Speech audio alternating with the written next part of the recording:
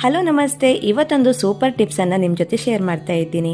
ಸಂಜೆ ಆಗ್ತಾ ಬರ್ತಿದ್ದಾಗೆ ಸೊಳ್ಳೆಗಳ ಕಾಟ ಅಲ್ವಾ, ಸೊ ಅದಕ್ಕಾಗಿ ನಾನೊಂದು ಟಿಪ್ ಅನ್ನ ನಿಮ್ ಜೊತೆ ಶೇರ್ ಮಾಡ್ತಾ ಇದ್ದೀನಿ. ಅಷ್ಟೇ ಅಲ್ಲ, ಈ ಟಿಪ್ ಇಂದ ಹಲವಾರು ಪ್ರಯೋಜನಗಳು ಕೂಡ ಇದೆ. ಸಂಜೆ ಹೊತ್ತಿನಲ್ಲಿ ಈ ದೀಪನ ಉರಿಸೋದ್ರಿಂದ ಸೊಳ್ಳೆಗಳ ಕಾಟ ಅಲ್ಲದೆ ಮನೆಗೆ ಪಾಸಿಟಿವ್ ಎನರ್ಜಿ ಕೂಡ ಬರುತ್ತೆ. ಹಾಗಾದ್ರೆ ಇದನ್ನ ಹೇಗ್ ಮಾಡೋದು ಅನ್ನೋದು ಇಲ್ಲಿದೆ ನೋಡಿ. ಮೊದಲಿಗೆ ನಾನಿಲ್ಲಿ ಒಂದು ಲಿಂಬೆ ಹಣ್ಣನ್ನ ತೆಗೆದುಕೊಂಡು ತಲೆ ಸೈಡು ಇದನ್ನ ಕಟ್ ಮಾಡಿ ಅದರಲ್ಲಿರುವಂತಹ ರಸವನ್ನ ಸಪರೇಟ್ ಮಾಡ್ಕೋತೀನಿ. ನಂತರ ಒಂದು ಸ್ಪೂನಿನ ಸಹಾಯದಿಂದ ಅದರೊಳಗಡೆ ಇರುವಂತಹ ಬೀಜವನ್ನೆಲ್ಲ ತೆಗೆದು ಹೋಲಾಗಿ ಮಾಡ್ಕೋಬೇಕು.